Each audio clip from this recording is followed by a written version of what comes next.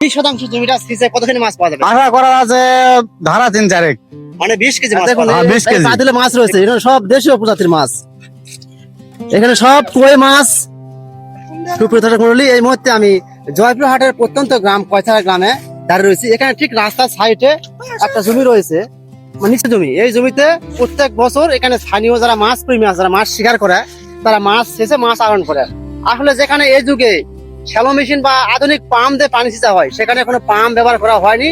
দেখুন, তারা নিজ নিজ প্রত্যেকজন একটা করে বালতি হাতে নিছে। এই বালতিতে তারা পানি সেচ দিচ্ছে এবং পানি সিঁচা প্রায় হয়ে গেছে। এখন মাছ আহরণ করবে, মাছ ধরবে। আপনাকে আমরা দেখাবো যে কি হয় মাছ ধরতেছে এবং কি কি মাছ এখানে আছে সব দেখাবো। দেখতে থাকুন প্রিয় দর্শক। আষাঢ়ের এই অলস সময়, এই সময় মানুষের কোনো কাজ থাকে না, গ্রামের লোকের শুধু মাঠে গরু চড়ায়। আর এখানে যেখানে খাল দোয়া থাকে, মাছ থাকে, সেখানে শেষে মাছ আহরণ করে।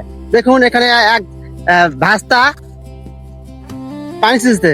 ভাস্তা কি পানি সিঁচতে কেমন লাগছে বাবা? ভালোই। কি কি মাছ আছে এখানে? অনেক আছে, কই, ভুটগুটি, ষাটি, মাগুর, কানস। তাহলে কয়জন ছেড়েছেন এখানে সকাল থেকে? এখানে 7 জন।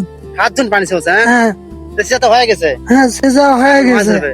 মাছ ধরবো এখন। প্রিয় দর্শক দেখুন, এই সাইডে আরো ভাইরা মাছ ধরতেছে। এখানে একই বয়সে নাই, অনেকে আছে ছোট বয়স, কেউ আছে বেশি বয়স, কেউ মধ্য বয়স, কেউ বাবা ভাগনা ভালো ভালো। কি মাছ আছে বাবা? এখানে চ্যাং, ভুলকুটি, ছাতি, কই, তাই হ্যাঁ, দেখি তো বাস কানস, চোপড়া। এই তো মাছ ধরা শুরু হয়ে গেছে, এখন মাছ ধরা শেষ হয়নি। ধরার পর আরো মাছ দেখাবো ইনশাল্লাহ। আর দেখুন এই পাতিলে মাছ রয়েছে, এখানে সব দেশীয় প্রজাতির মাছ, এখানে সব কই মাছ, টাকি মাছ, 2-1টা শিং মাছ রয়েছে। তারপরে দেখুন ওই সাইডে আরো মুরব্বী ভাইরা মাছ ধরতেছে। এখানে সব উঠতি বয়সের, মানে যারা বয়স কম তারা এই সাইডে রয়েছে, আর যারা একটু বয়স বেশি তারা সামনে দিয়ে গেছে। মানে ওইদিকে একটু জঙ্গল টঙ্গল বেশি রয়েছে, যেহেতু অনেক সময় সাপ ঝোঁক থাকতে পারে। আসলে সাপ ঝোঁকের জায়গাগুলোতে মুরব্বীরা মাছ ধরতেছে, আর যেখানে সাপ ঝোঁকের ভয় নাই, এখানে এই ছেলেরা মাছ ধরতেছে। দেখুন প্রিয় দর্শক, এখন আমরা সামনে এগিয়ে যাই, একটু মুরব্বীদের সাথে কথা বলি, তারা কি মাছ ধরতেছে। আসুন। আসলে এটা বিশাল বড় একটা লঞ্জলি, আসলে পুরোটা একবারে সিঁচা সম্ভব নয়। এই কারণে মাঝখানে পারিশন দিছে।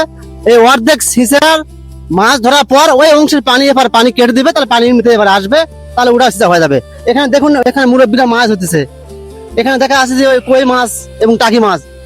প্রিয় দর্শক দেখুন, এখানে রয়েছে টাকি মাছ, এখানে অনেক টাকি মাছ রয়েছে। ম্যাক্সিমাম এখানে 20 থেকে 25 কেজি টাকি মাছ পাওয়া যাবে। তার মধ্যে রয়েছে যে আমাদের মাসুম, ছোট ভাই মাসুম। মাসুম ভালো? আলহামদুলিল্লাহ। এখানে কি কি মাছ পাওয়া যায়? এখানে মাছ পাওয়া যাচ্ছে টাকি মাছ, কই মাছ, তারপরে চোপড়া, তারপরে ভুরকুটি, চ্যাং, মাগুর, কানস, সব ধরনের মাছ পাওয়া যাচ্ছে। মানে সব প্রজাতির মাছই আছে। হ্যাঁ, সব ধরনের মাছ আছে এখানে। আসলে মাছ তো অনেকই আছে।